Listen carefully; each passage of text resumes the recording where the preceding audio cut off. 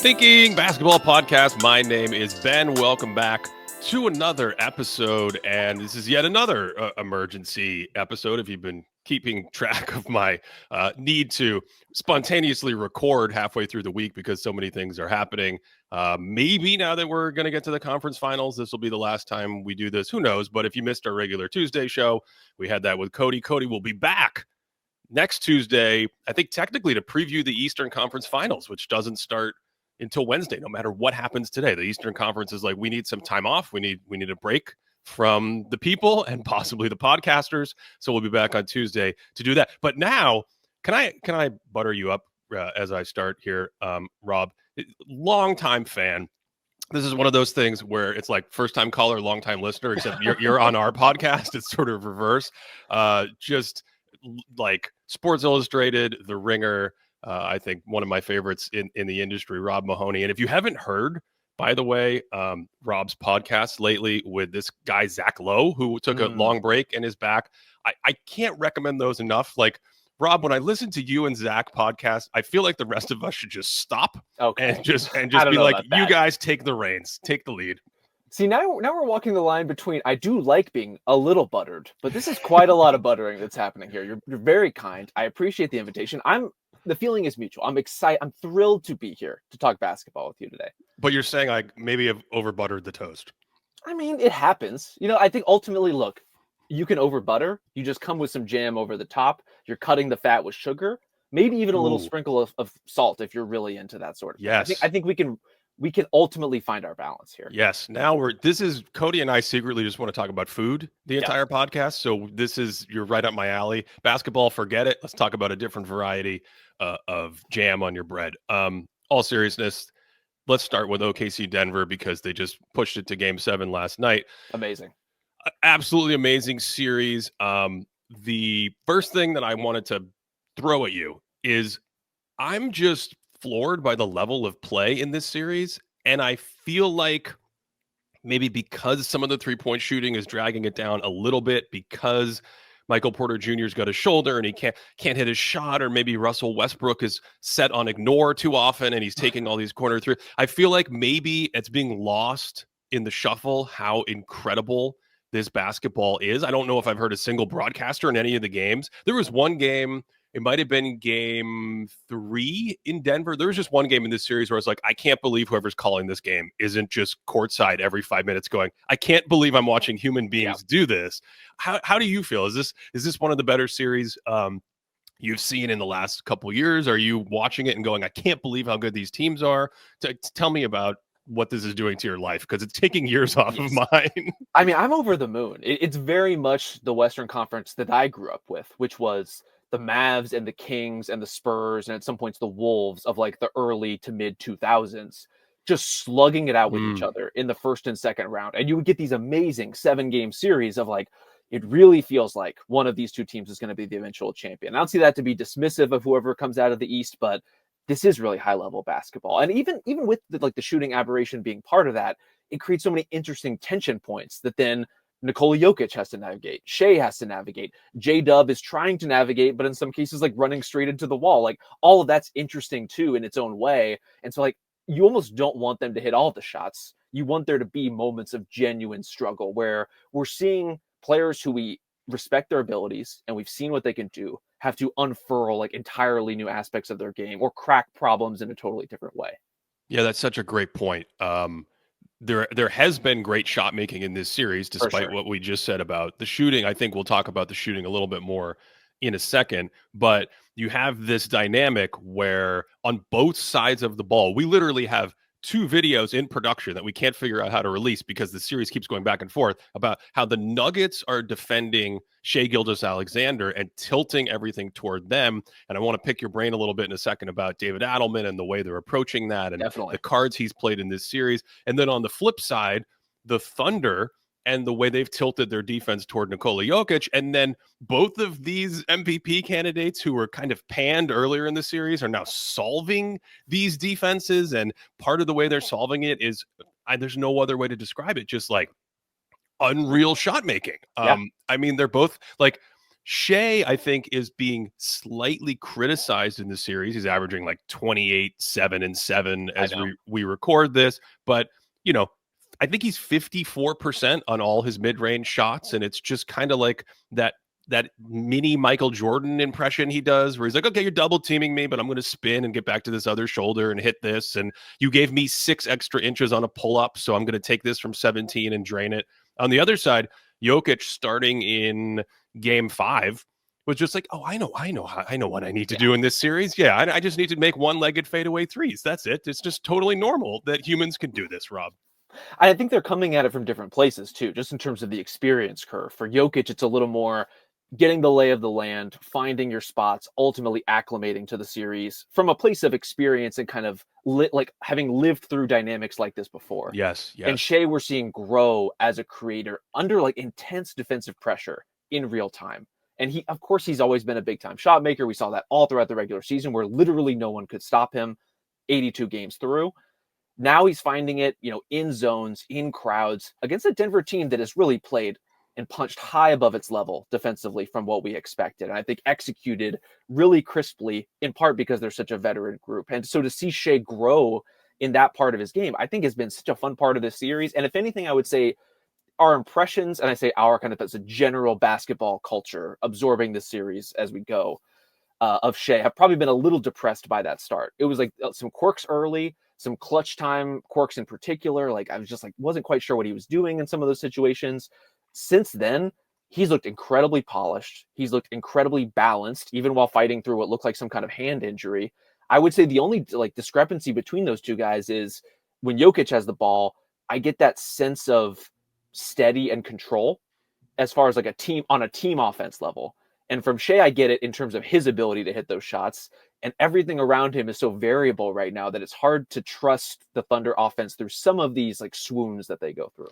How do you feel about Shea's decision-making as this series has progressed, like plugging into that exact last point where you want to always make the right play, but I think there's a difference between a wide open shot for your role player and the defense is loading up on me.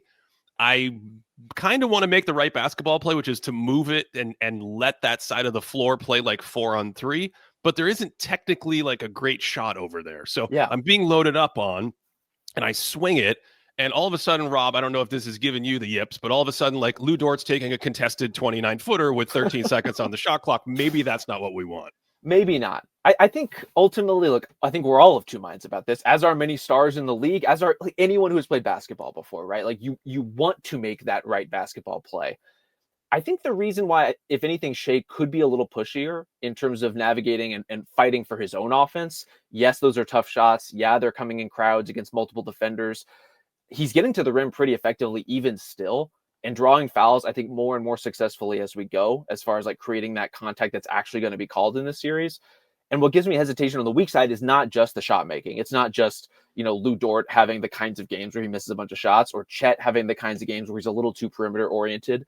There's just not any momentum coming from that side. Like there's not a second side attack I feel super compelled by in a sort of like Draymond Green kind of capacity where you feel like the flow of offense. And to their credit, the flow that was there, I think, for the Thunder at some points in the regular season, like they could get out of it too, but the best Thunder games have that.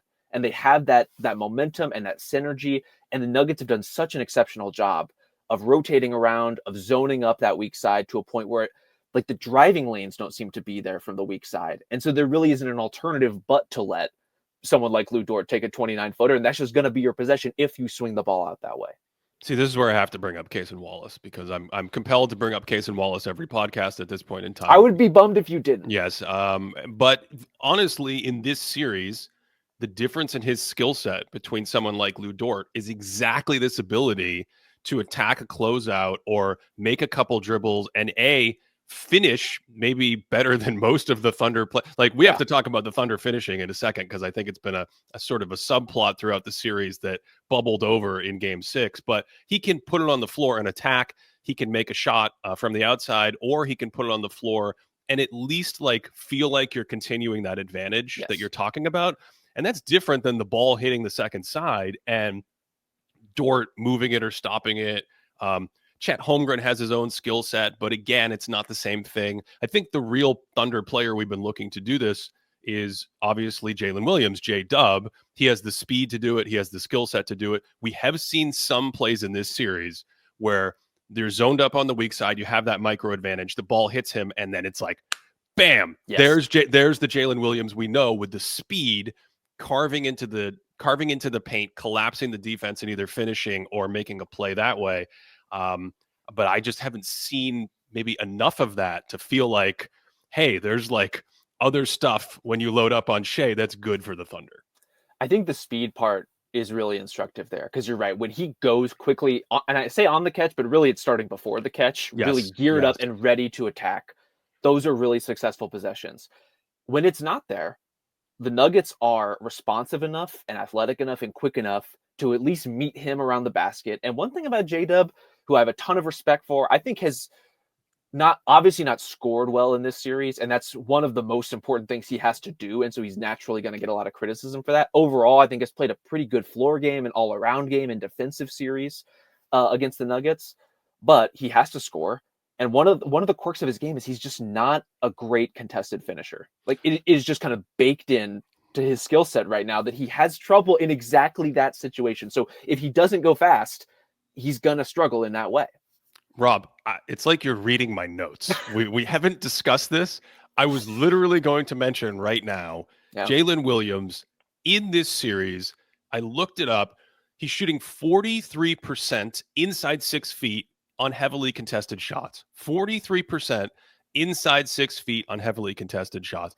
I thought a big sort of component of the game last night, game 6 in Denver, was the non-big men for Oklahoma City, meaning if Chet gets it at the basket, he can dunk it or it's a lob. Okay, we're not talking about that. Isaiah Hartenstein, same thing, putbacks, lobs. But the slashers, the guards, the perimeter players, Shea is, and maybe a little bit of Case and Wallace, feel like guys that can get in there and actually finish with a move or finish through contact.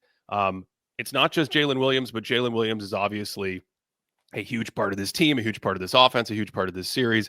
And to see those numbers, you're in the 40s. Overall rim shooting, 41% in this series, all shots at the rim for Jalen Williams. He was 67% in the regular season. And again, that's not contested. That's just all rim shots across the board. And you get 67% from the fast break dunks, from 67% from one of the highest turnover teams in the league that is breaking constantly. Exactly. So to me, to juxtapose that, and you saw it a little bit last night, I thought you saw it a ton in Denver's game 3 win with the Nuggets players who Jamal Murray, like finishing in traffic. Yeah. Amazing touch, amazing body control, using his size, using his verticality, using his dexterity with both hands.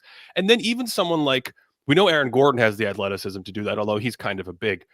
Russell Westbrook has the athleticism to do that, although, he's not the same athlete he used to be, and it's Russell Westbrook. So sometimes you get a great finish. Sometimes he's throwing it off the side of the backboard and the other team's getting a fast break. We know the drill there. But like Christian Braun is not a player who I think the entire basketball world would agree is in the same skill set as, forget Shea, like Jalen Williams, right?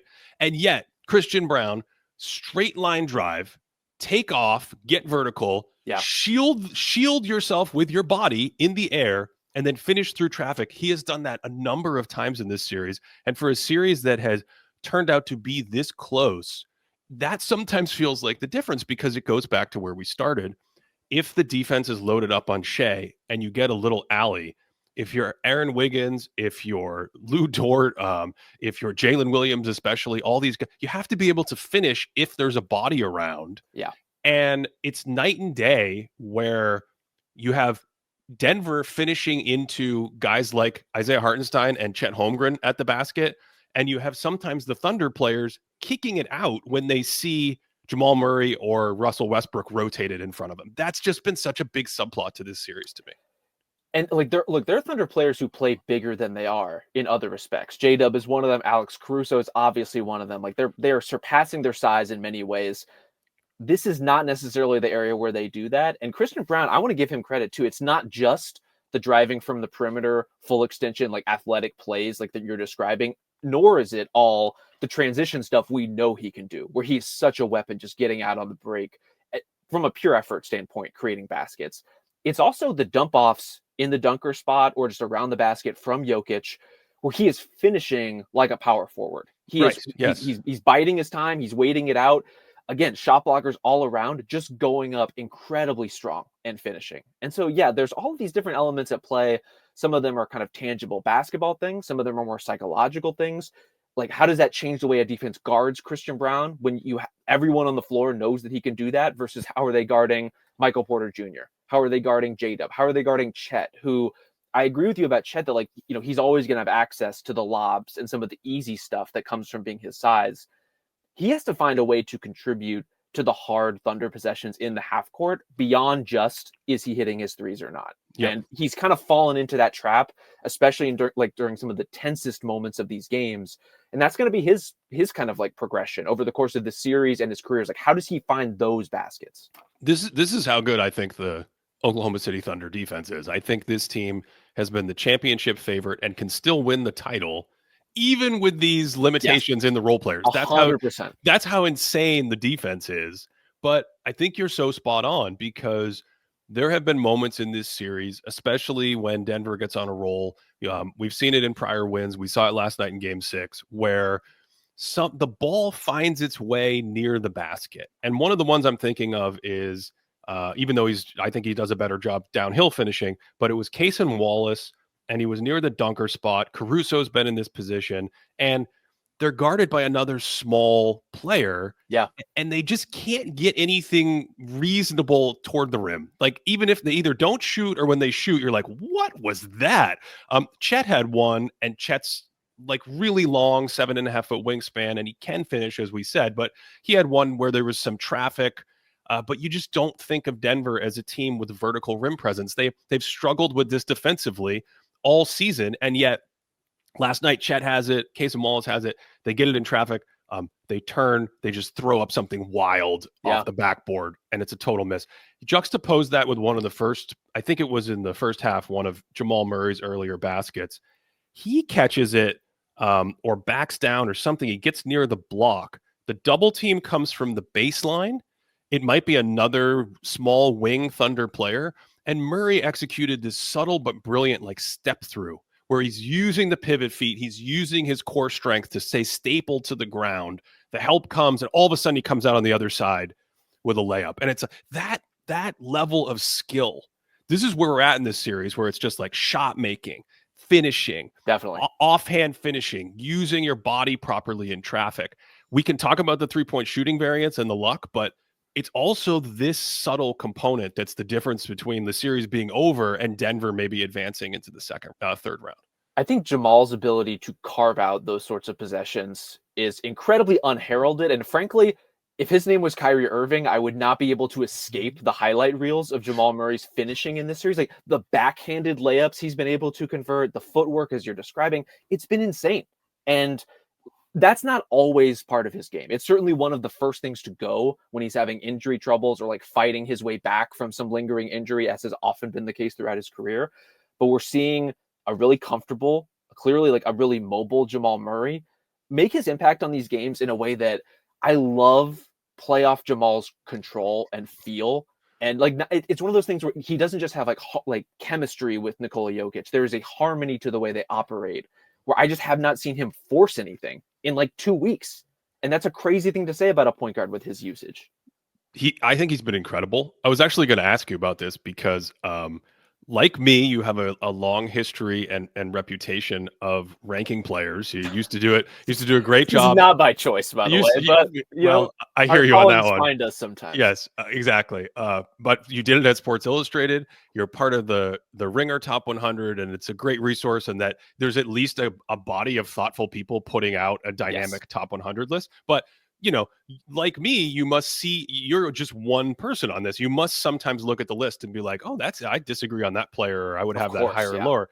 And you had an update before the playoffs, and I wanted to sort of pick your brain specifically on this, because I've been thinking about this as I start to formulate my top 10 at the end of the year. I want to say Jamal Murray was 36 something on that last version of the list, and I'm like, okay, this is like a hedge where you have like regular season Jamal Murray, who's just a mystery, and you have playoff Jamal Murray. How are, because I've been amazed again, but even though the numbers aren't quite where they were at the bubble, how would you describe the player? How many guards are better in the league? How well has he played? Even in the context of these numbers that aren't necessarily spectacular, you get in a series like this, shot making, finishing, decision making, control. I mean, I think you've hit some of the nails right on the head. How are you feeling about that? Even defense, frankly, and some of that's like putting him in good positions specifically at the top of that zone. I think he's been quite effective for what you would expect of Jamal Murray. I will say, just to put myself on the right side of history, in our top 100 meetings, I am the guy all regular season saying we can't drop Jamal Murray too far. Like we all know who he is in the games that matter.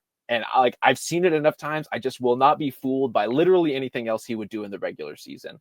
And so there's a constant, as you're saying, a push and pull with exercises like that of how much are we responding to the moment, especially with a list like ours at the Ringer, where we are updating periodically, versus what do we kind of inherently know about Jamal Murray and what do we inherently know about Nikola Jokic. And I would say, as far as the playoff field this year, he has been as good as any non-superstar player has been. So there is the Jokic class. And within that, I think Jalen Brunson has obviously been exceptional. I thought Donovan Mitchell, until he got hurt, was really exceptional. And there's guys like that, guys like Shea. Short of that, I think he's been as good as anybody. And if you really want to put a numerical value on that, that makes you like a top 12 to 15 sort of value in the league, right? Like that makes you an incredibly exceptional and valuable performer. And you're seeing the exact absence of a Jamal Murray for the Oklahoma City Thunder. This is what we want J-Dub to be doing, playing with that kind of poise, playing with that kind of confidence. Like the reason the Thunder are still in this series, despite the fact that on paper they should be winning it, is not because Shea has underperformed. It's not because their 6 through 9 guys have underperformed. It's because 2 and 3 specifically, Chet and J-Dub, have not quite been good enough. And in a series like this, that closes the gap. And for a team like Denver, an Aaron Gordon shot here, a Russell Westbrook finish there, and all of a sudden they're making this thing a dogfight. Yeah, I think the Thunder defense, especially in some of those middle games in the series, was I've never seen a better defense. Now, we can say relative to the league, what does that mean? The 04 Pistons, and we can do that kind of game. But relative to the league, it's harder to be that than ever, Well, even relative to the league, I don't know what the numbers are this morning, but their playoff defense was like holding opponents about 10 something points below their regular season offensive rating, which you're in the all-time category for like what playoff defenses look like. So they do have the profile for it. It is the reason they're here. But that point you just made, it's such an interesting point because it's like we can almost oversimplify basketball. I wrote about this in my book years ago where we star count. And we say, okay, so you have Jokic and you have Shea and then you have Murray, but who's the guy who matches Murray? And that can be an oversimplification. But I think to your point, the Thunder role players, the bench has been pretty good for what we expect of the bench. But maybe more importantly, you can have J-Dub not be on that same level offensively. You can have Chet not be on that same level offensively, but you can't have that with them shooting poorly, struggling to finish at the rim, and then the entire team shooting 32% from three. We get on the Celtics sometimes about their shooting variance, but like the Thunder were a really good shooting team in the regular season. Yep. And they're shooting like the Orlando Magic in this series. And so it's like, we have the stuff at the rim we talked about. You have the outside shooting. I don't know if you have thoughts on what's going on, if it's just variance, but you can't have all that and survive is the point. I think it's more than just variance. I think it starts out, as is often the case, with a little bit of variance. And then you get it into your head, oh, wait, we're this incredible regular season team. We were kind of expecting to at least get to the conference finals, if not the finals, if not win the championship. And then if you're someone like Jalen Williams, who was a very good regular season shooter on admittedly like kind of lowish volume, you start missing some shots and then it gets in your head. And then you just have this like cyclical feedback loop at which your confidence is being destroyed. And I say that in part because, good Lord, how many threes have the Thunder airballed in this series? Just missed everything. And that is more than variance, right? Like that at that level, there is a psychological element in play for shooters who are this capable. We've seen it. I feel like J-Dub's shot was better last year. Am I alone on that? Do you have any thoughts on that? What do you see?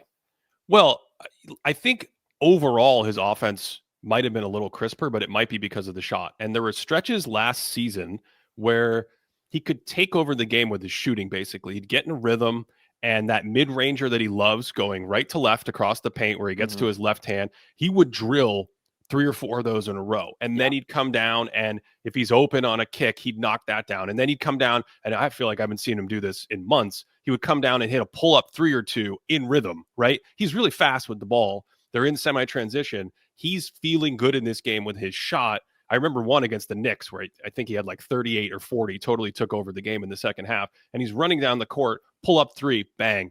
I just feel like that has been missing, right? And then you get into the psychology, you get into the fact that young players are still working on their mechanics or sometimes tweaking organization. And I just wonder if that's been a year-long thing with him where the shooting numbers have been suppressed. But to your point, you see it at the highest level when it gets stressed in a series like this.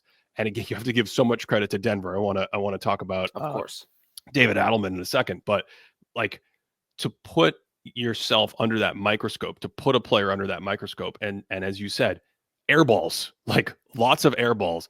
That to me is an indicator. I look at misses too. Like if you have a lot of in and out misses versus air balls, or if you're tired, front rim, things like that. So that's what I'm seeing. I don't know if you have other thoughts on that. Yeah, I think like we should really parcel that into a couple of different buckets with J-Dub, right? There's the decisions he's making that are just like, this is a youngish player going through it and making some weird choices. That's kind of one category. Then there's like the dynamic shot making that you're describing, off the dribble stuff, like rhythm looks that he can and has created for himself and hit at a consistent rate. That is non-existent right now, just like not a part of his game. And then there's the missing of open shots on the weak side, which is in its way kind of a different skill set as far as shooters go, and certainly a different kind of pressure packed around those attempts.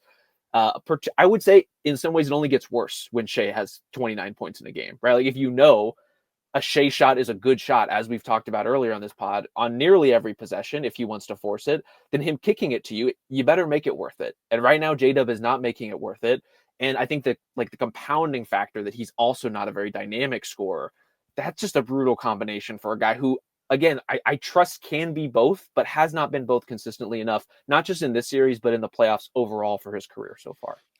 To be clear, he's an incredible defender, and he has again had some unreal defensive moments in this series, and he's a huge part of what's happening on the other side of the ball. I don't want to lose sight of that. I've never seen anybody stonewall Aaron Gordon in like 4 different ways over a 5-minute stretch in the way that he has. So like, again, lots of due credit to Jalen Williams, who is fighting his way through it in other regards, just not in the scoring department, unfortunately.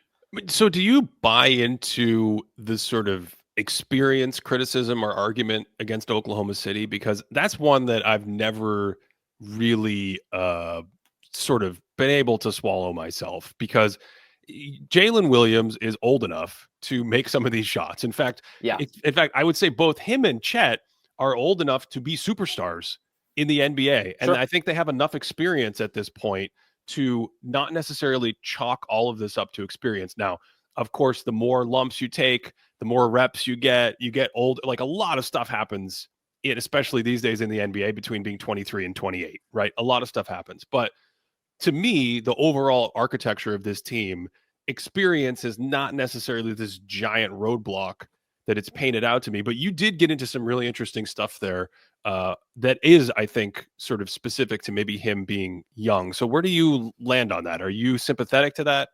I'm sympathetic to it, but like from an analysis perspective, I don't want to believe that it's that straightforward. I want to think that a player like J-Dub or Shai or Chet or whoever on the Thunder you want to point at is capable of exactly the kind of decision making they would need to win a series like this. And maybe in Game 7 we're going to see exactly that. Like I can't wait to have them in that particular spotlight. I think the difference is, and the Nuggets are such a great contrast in this regard, right? Like they know, like if anything, maybe the Thunder operating from a neutral perspective, where you get into a close game, the neutral state of basketball is absolute chaos.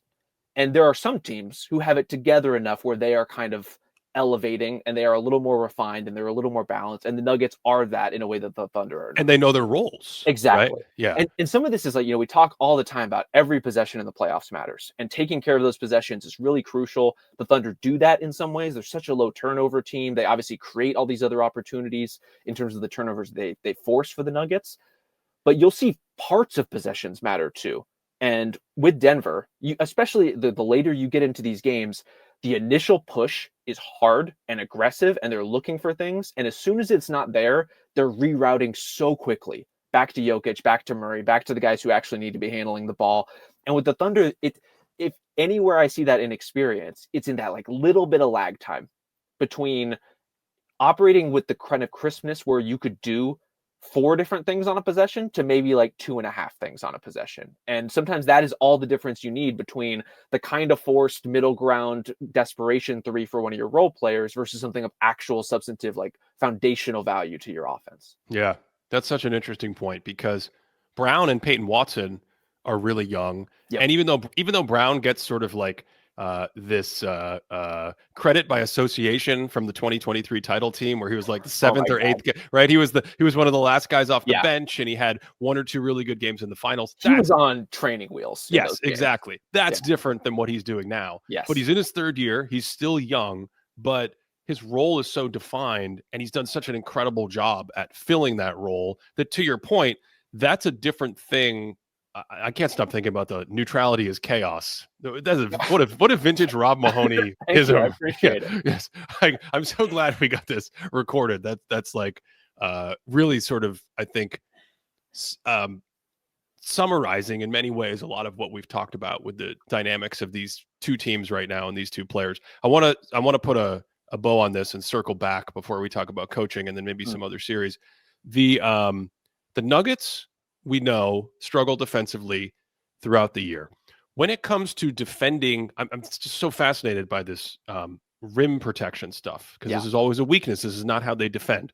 When it comes to defending heavily contested shots within 6 feet of the basket, they were the 2nd worst team entering the playoffs. Only the Miami Heat had a weaker rim protection on these kinds of shots.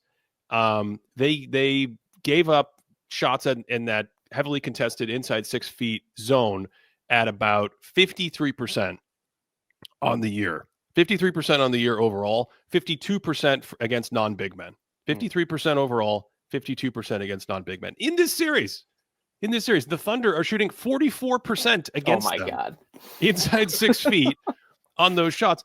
It gets better. The non-big men are just under 41% as a team in those spots. Not ideal. Not what you want. No, not ideal. Now, before we leave this series, David Adelman, I feel like, Mark Dagnall, I feel like, has had these moments of overthinking things. I think so. Where we talk about game 1 and everything that happened in game 1, but even in game 6, they had a 12-point lead in the 2nd quarter and were humming. The process was really good on both ends. The Nuggets are the really, really fatigued team that haven't had more than 1 day off in about a month.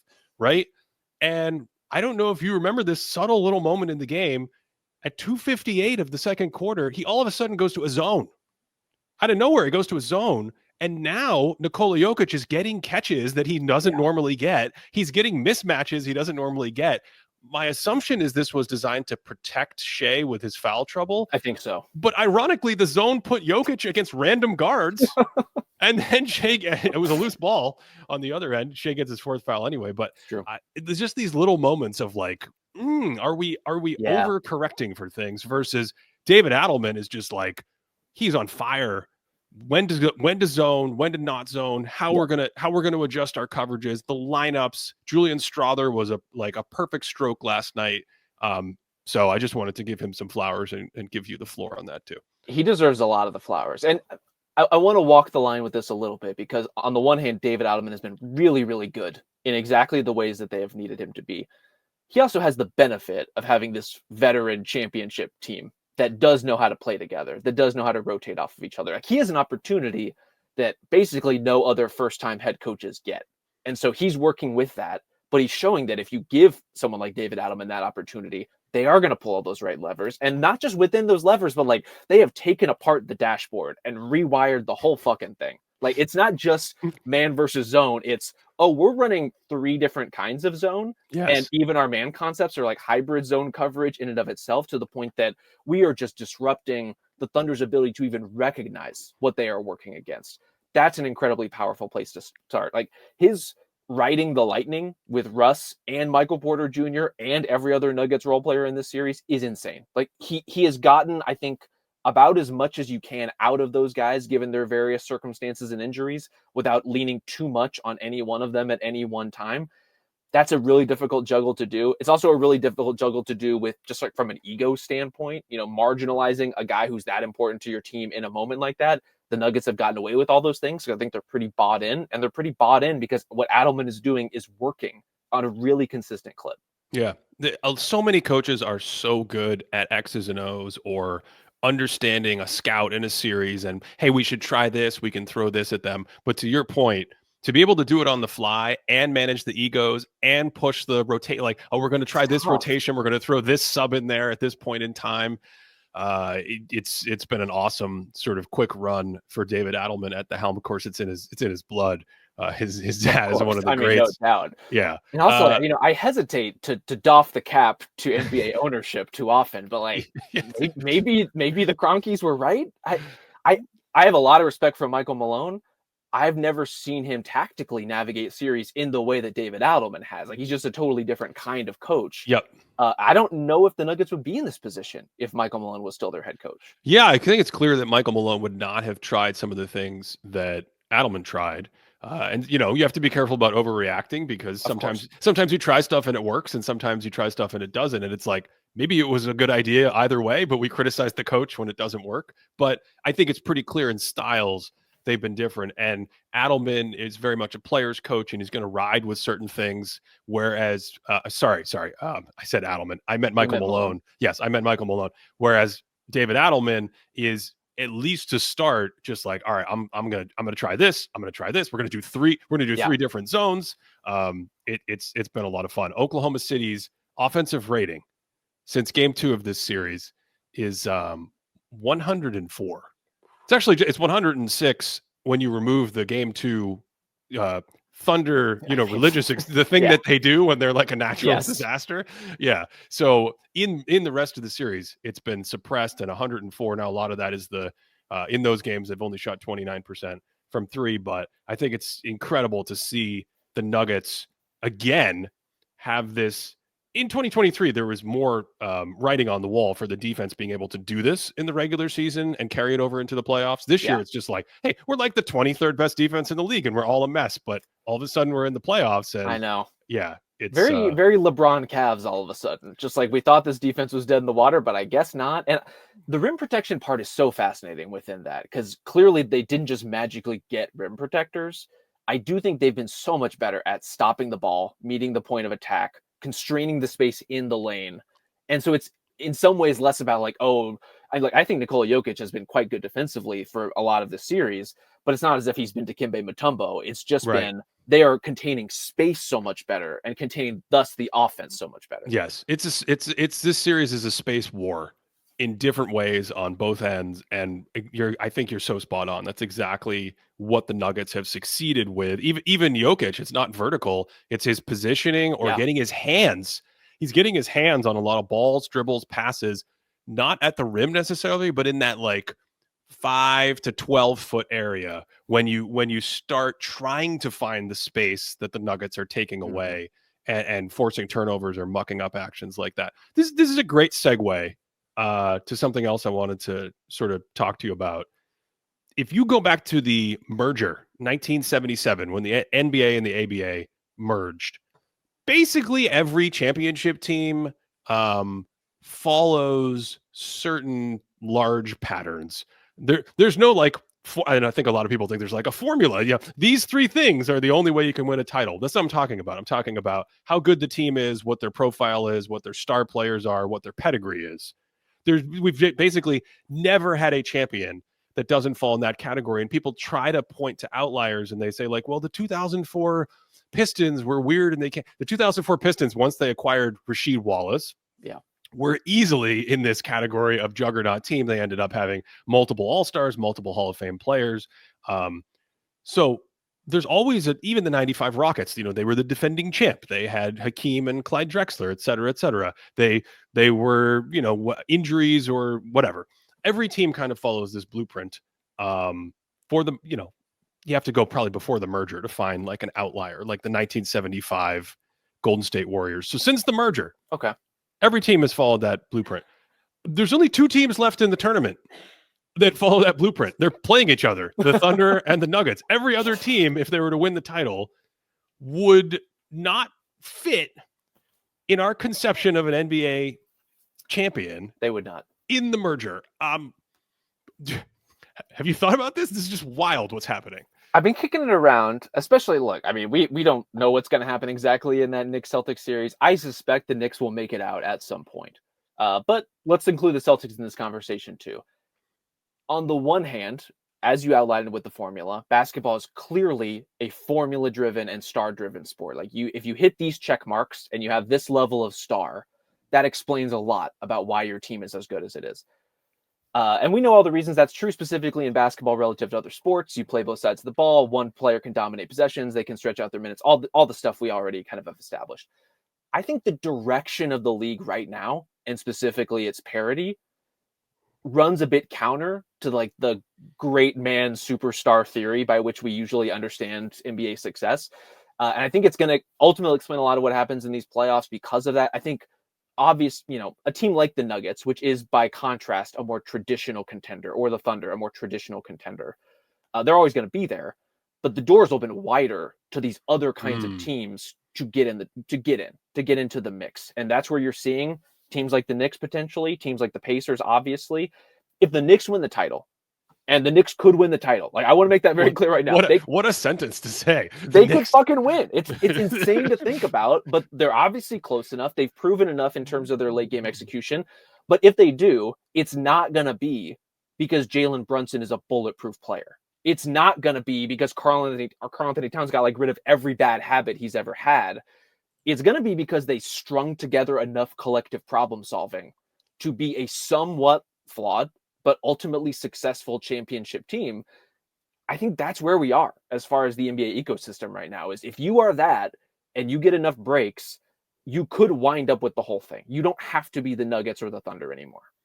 I'm trying to think of other teams historically who could even be comparable to what one of these teams would be viewed at if they won the title. Because I think what'll happen is if the Knicks were to win the title, I actually think the Knicks are maybe at the bottom of my totem pole. I think they right now. I think they would be. I think it would be. They're ahead of the Celtics because as of recording this, they're up 3-2 on the Celtics, and the Celtics don't have Jason Tatum. So the Celtics are missing a huge, massive component of what makes them so successful. But I like the Pacers more than them. I think obviously we've got maybe the top 2 teams left in this series as we record before Game 7 this weekend, and even the Timberwolves. So it's like the Knicks, if they were to win the title and then come back next year and be really, really good, I wonder if that would change. Hey, they had Brunson, he's a superstar, and Cat's an all-star, and look at their starting 5, and Anunoby's really good. OG Anunoby, I mean, he's just been spectacular. Like, I wonder if that would make it feel a little bit more traditional. But I think what's really important and shouldn't be lost is regular season performance plus immediate pedigree. So 94 Rockets, 2023 Nuggets, 2000 Lakers versus the 2001 Lakers. The 2001 Lakers did not have a good regular season, but then they just flipped. Derek Fisher came back and they just pressed a button and they were like, we're not losing anymore. That's not really here for any of these other teams. Even the team that jumps out to me is the 2006 Heat, because I think they were the worst regular season champion we've had since the 70s. And even that team had Dwayne Wade, who had clearly established himself as, if not the best player, like a super duper star level player. Right. You had Shaquille O'Neal, although he's aging out, which gave that impression. But then that team was up 3-2 in the Eastern Conference Finals the year before. So just the rest of the field, this would be our 7th champ in 7 years, which has never happened. It's really kind of a wild time to think about what's happening with the NBA. I'm sure you have theories. Is it 3-point shooting? Is it variance? Is it the second apron? Like what's going on? Maybe. I think it's the financial realities that these teams are dealing with and the financial figments of their imagination that they've talked themselves into and use as an explanation for why they don't want to do things. I think that's a huge component, to be honest with you. I think, and so then you have within that, yes, the 3-point variance, yes, the distribution of talent in a league that I think is just as talented flat out as it has ever been, as far as like ability and skill level go. Take aside like the natural progression of human athleticism, or however you want to get into like the biology of NBA players. I'm talking about like what they can do on a court and what they can execute. We've never seen anything like it. And so naturally, there will be a bit of a leveling of the field from that regard. And then the thing we're all talking about too is like how much do these regular season games matter in terms of like those benchmarks that you're talking about. Like in 2006, that Heat team underperforming in the regular season meant something about the makeup of that roster. And it may have meant there were too many injuries. It was, they overloaded on veterans as opposed to young talent other than Wade. Like there's plausible explanations. There were grumpy veterans. Yes. A lot of grumping happening. Gary Payton grump? I never would have guessed. Gary Payton and Antoine Walker were not happy at points in that season. Keep going. Who could have possibly imagined? But we're all wrestling, and I think a lot of us in NBA media especially, about what to make of regular season success these days. What to make of a team like the Thunder having the kind of run that they did over 82. And what does that mean? And I think the answer is it means a little something different to every team these days. Some teams have things to play for and prove. Some of them don't. Some of them have very specific challenges they have to solve. But other than that, like from a big picture perspective, it doesn't really matter if they win 58 games or 48 games, as long as they get the big man that they needed. Like I think the incentive structure of the regular season is so diversified that you're seeing now a diversification of results and a diversification in terms of what a contender looks like as a result of all that. Well, health as well, course. which relates to the regular season, because if you are sometimes a team that's like pushing as hard as you can in the regular season, maybe that impacts your health in the playoffs. Or if you're a team in the regular season and you're sort of playing a style that might work in the regular season, but it's going to wear you down or start to create some problems when you get into this ridiculous grind that is the play. I mean, what's so funny is like you and I are not actually playing in the games. No. But I sometimes contrary to popular belief. Yes, people have asked us, but we are not playing in these games. They've demanded our presence, but it's not going to happen. Those days are gone. Were they ever here? I don't think they were. Well, maybe 10 years ago we could have made a 3 for the Thunder or the Cavs or something like that. But I'm exhausted watching the games. Completely. I'm exhausted trying to keep up with the games, let alone playing in them. Just from if you're from the future, we went through this whole conversation about Oklahoma City and Denver. Jamal Murray had the flu last night. I know. He had the flu last night. He was plus 28 in a relatively close game with the flu. And normally single game plus minus, it's just total noise or whatever. But this is one of those things where like on versus off the court in the playoffs, Jamal Murray has had that profile. You said it, of like a top 15 player. Just makes him one of the most incredible oddities in NBA history right now, because he is a player that clearly at his peak has played at an all NBA level and flirted with superstardom, and he's never made an all-star game in the regular season. And maybe that gets back to your point about the difference between the playoffs and the regular season. If we still have a country by the time Jamal Murray retires, he will start our next civil war. Like the Jamal Murray Hall of Fame conversation. I take nothing for granted anymore. But yeah, like I don't know how to parse his career, and I say this as a staunch advocate, as historically a believer in Jamal Murray.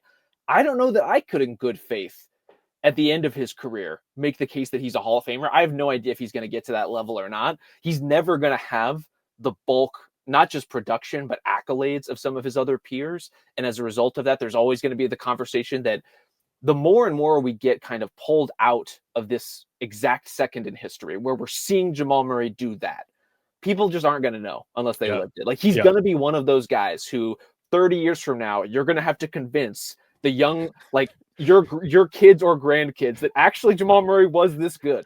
He's going to look like a dollar store James Worthy. It's going to be a tough sell at that point. It will. I mentioned the Cavs a second ago. We don't do a lot of postmortems on this show, and we don't need to do one. You can if you want, but I wanted to bring up the Cavs while you're here, because this is yet another sort of narrative that I feel like is taking hold. The playoffs are so swingy. All these things are happening in such different directions, and we're left with this like almost evergreen field of like, could the Minnesota Timberwolves win a championship with Anthony Edwards? Is Tyrese Halliburton going to win a Finals MVP? Like, what, Jalen Brunson, is he actually going to do it in New York? It's really incredible. And yet the Cavs are yet another regular season team who didn't make it out of the second round. People are putting up those silly memes about the 2015 Atlanta Hawks, and then the Cavs, and it's like they're the same team. And I wanted to come back to that because to me, I thought we had the Cavs in our inner circle title contenders all year. I thought the Cavs were good enough to win a championship. At the same time, you know, I was someone who wasn't sure they were going to get past the Pacers. And so like, how do you square those two things? To me, the place I start is Cleveland is yet another team to be a victim of their own success.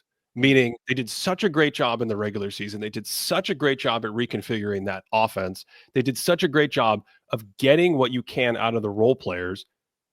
Maybe again, quote, you know, parentheses, in the regular season, that little parenthetical aside, that when you get into the playoffs, you can maximize the weaknesses. You can say, okay, we're gonna basically squeeze the role players out of the series. And that's what it felt like to me as things sort of now, obviously, they were injured, so you have the injury thing as well, right? But it just goes back to what we talked about in the other series. The role players for the Cavs, as you really break down the film, as you wake up the next day and you start rewatching and pausing and going through your notes and all this stuff, you're just like, okay, Ty Jerome, what he can do in the regular season against Charlotte, that's not happening in a playoff series against better athletes.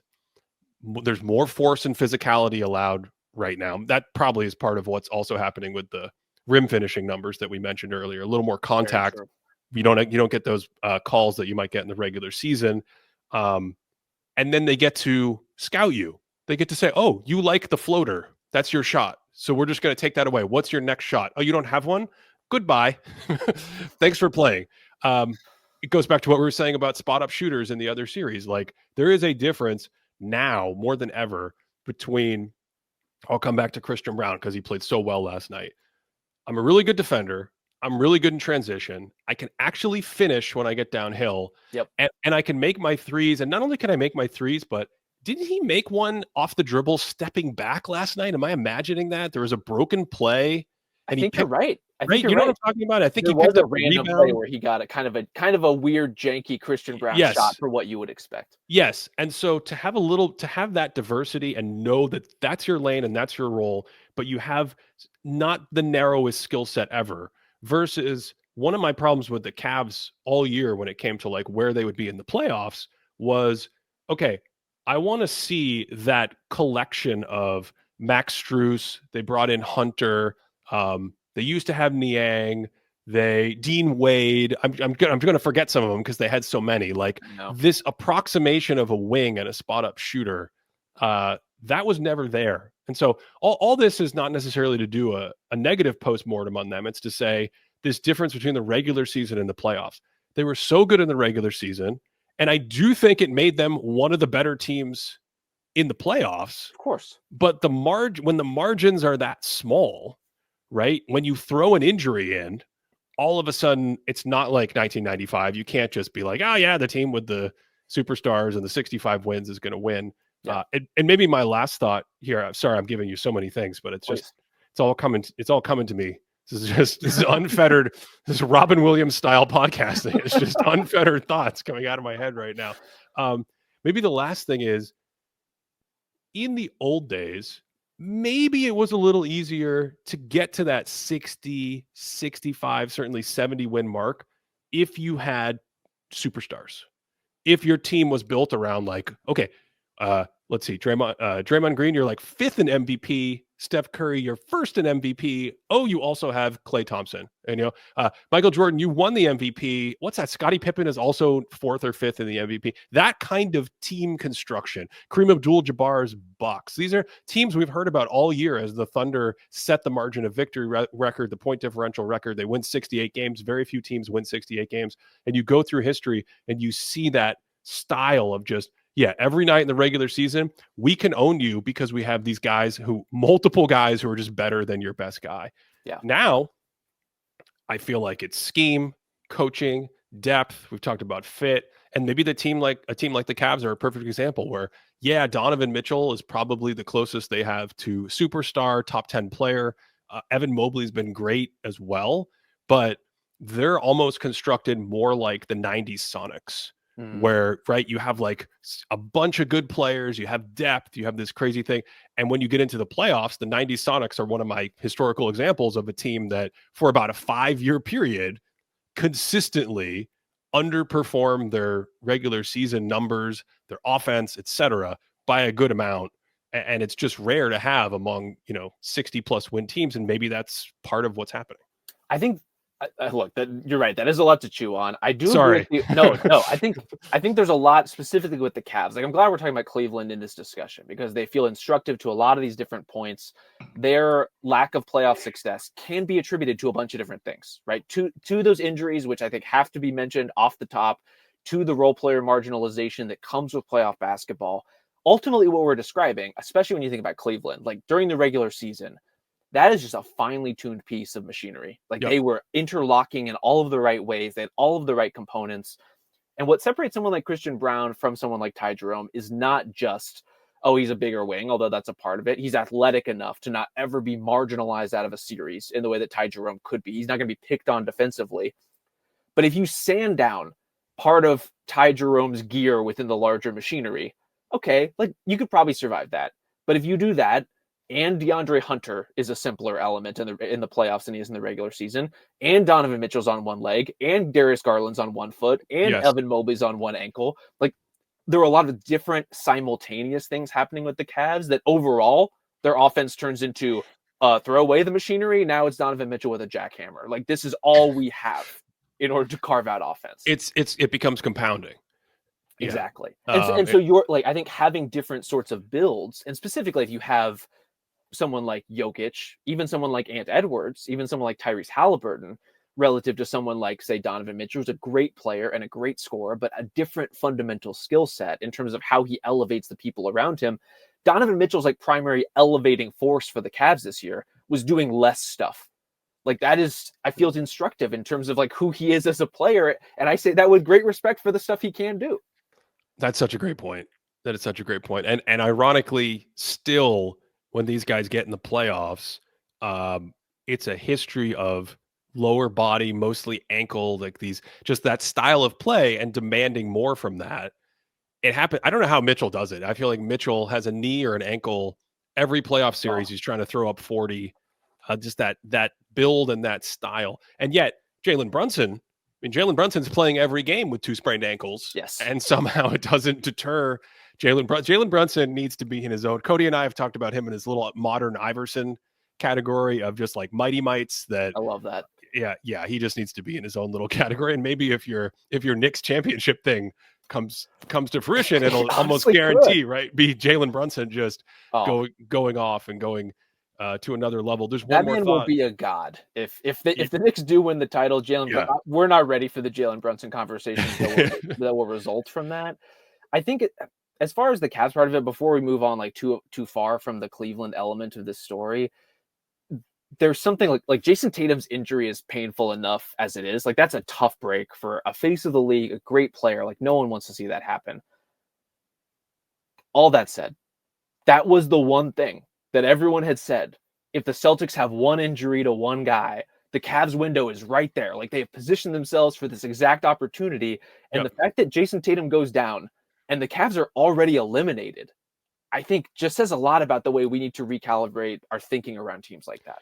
And it's about the distribution of talent in the league and what other players and coaches are capable of doing to get a team to this level. Because if Andrew Nembhard isn't with the Pacers, if Tyrese Halliburton doesn't make the improvements and come back closer to where he was, he had the hamstring and then the Olympics, and then, like Rick Carlisle, we've talked about his staff and the job he's done. Obi Toppin. If you take out a couple of those elements, the Pacers aren't the Pacers. The Cavs can survive the second round. Now they're in potentially the driver's seat because they didn't have any major injuries. They had nagging injuries. It's true. It's like that cannot be lost to me in the narrative when we talk about either the shape of the league and the ultimate title or a team like the Cavs, who, again, for me, I liked the 2015 Atlanta Hawks. I never thought the 2015 Atlanta Hawks could threaten some of the other teams at that. You had the Cavs in the East, you had the Warriors out West, you had the Spurs out West, you had the Clippers. Remember the Clippers, Rob? remember the Lob City Clippers. You had them out West. So to me, it's a different thing. And I think you can't understate how small some of the margins are there when it comes to a team like this. And the last thing I want to say about them, you mentioned their offense. Turned out to be an historic regular season offense. I don't think it had good playoff numbers. We can try to parse how much of the injuries and all that. But there's a larger point to me, which is that offense every night in the regular season played with a pace and a purpose that buckled, let's say 24, 25 teams around the league. And you could see the games. They had a couple games against the Atlanta Hawks, the old Atlanta Hawks roster when they had Jalen Johnson and were a completely different team. And we're like, oh, that's interesting. It doesn't quite work as well. Then they played the Pacers in January in a back-to-back. And that's when I perked up and I was like, send me some Pacers gear. This team is a team. Celtics, Thunder, the first Thunder game, I thought the Cavs did a great job, but I didn't love the way the Thunder defended the pick and roll. They made an adjustment in the second game. It was a blowout. And so it's like, against 25 regular season teams on a random Tuesday, if you are playing at a 10 out of 10 speed and intensity, you overwhelm them. You just destroy them. Yeah. When you get into the... They're just trying to get to Ruth's Chris Steakhouse. Like, they're trying to get through that game in one piece, get some dinner, go on to Milwaukee. Like, they don't have time for all that.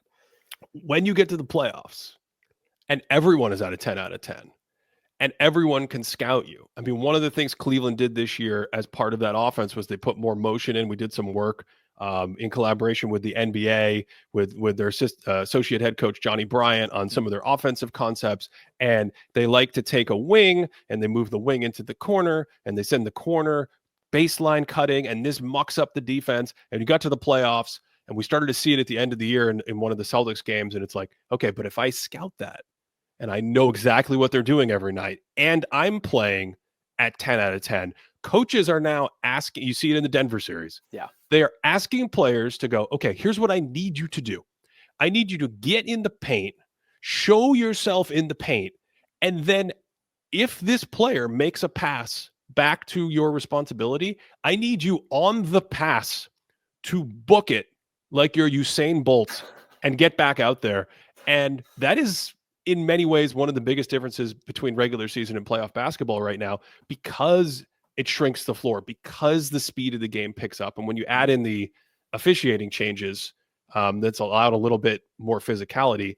I think maybe that's part of the difference between, like, how much can you trust the regular season? I'm still a big regular season guy, because this stuff is all there. I'm a huge regular season guy, but maybe that's what makes a 64 win team or whatever a little bit more vulnerable, because how many years have we ever had 360 win teams and they're very close to none of them getting to the conference finals.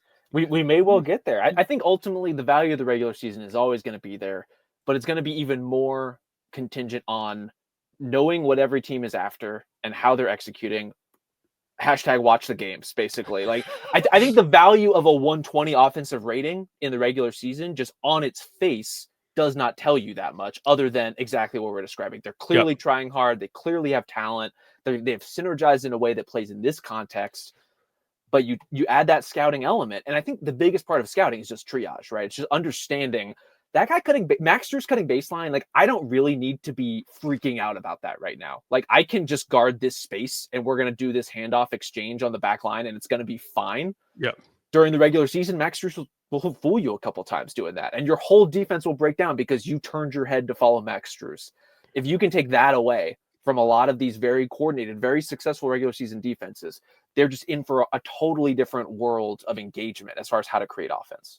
That's such a great point, because it's always been a thing to some degree where occasionally a team comes along and you go like, okay, the offensive or defensive rating is a little misleading because of the way they play, the style that they play, the matchup tendency. Rudy Gobert was a one-man regular season defense in Utah, no matter how much Utah tried to put mediocre defenders around him. And it's like, okay, yes, but when we get to the playoffs, that there's too much to attack there. Too much mediocre defender. Yeah, he can't hold up the entire ship on his shoulders.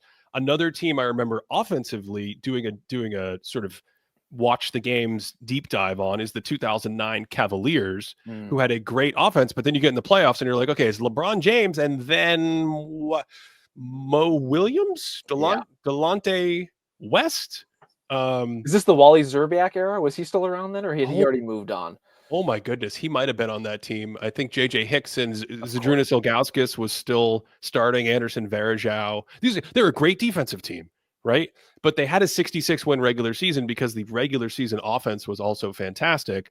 And then you get into the playoffs, and it's a little bit like what's happening with the Thunder and Shea right now, without getting some of that supporting help that we talked about, where you just look at it and you're like, okay, break down the film. LeBron's going to run a pick and roll, and then the defense is either shading everything toward him, or ironically in Orlando, Stan Van Gundy was a little different. He's like, I want to make LeBron a scorer. So I don't want to make it easy for these other players to get the rhythm shots, the layups, the open threes. Yeah. And therefore, when LeBron's not in a position to just be an automatic bucket, someone else has to do something. And then we have Dwight Howard behind the play, and like stuff starts to fall apart real fast. So this has happened historically, but I love your point that maybe now more than ever, we have to watch to parse what it means to have a 120 offensive rating in the regular season. The regular season result means less, but the regular season process means more. And like, we're just going to have to get on that wavelength, I think, collectively, to understand what's actually happening with any of these groups. Can you say that again? That was one of my favorite lines ever. The regular season result means less. Yes. The regular season process means more. That needs to be on Reddit or something. That is so important, because that is exactly why I'm so pro regular season. There's so much information there, and it drives me nuts when people are like, the regular season doesn't matter. I'm like, there's so much there to learn, but you have to figure out what carries over, what crisscrosses, what goes by the wayside, result versus process. Well, I mean, while we're talking like basketball bars, like the Draymond Green 82 game player versus 16 game player is such a real thing. It's really like the worst person made a great point kind of situation with Draymond sometimes. Like, he says so much stuff, but some of the things he says, like, it's undeniably true that Ty Jerome right now is just not a 16 game player. Like, he's just not. And maybe he will be one day, but he would have to dramatically change a lot of the elements of his game to become that. Boobie Gibson, Ben Wallace, Wally Szczerbiak, Joe Smith came off the bench. I forgot about the Joe Smith era. For the 2009 Cavaliers in the playoffs. They started, I mean, what a difference an era makes. They started Anderson Varejao and Zadrunas Ilgauskas at the big spots, and then LeBron James. What a defense. My God, that's why their defense was so good. Just the thought, though, of an elite defense backboarded by a 70-year-old Zadrunas Ilgauskas with 1 foot. I can't even imagine it anymore. Like, we've come so far afield from mid to late 2000s basketball. It really does feel like a different sport. To support us, patreon.com/thinkingbasketball. It's the best way to do that. That's where we have our member content this year, our playoff stat board where we reference a ton of things for our videos and these podcasts. If you just want extra videos, you can get that on YouTube as a member over there.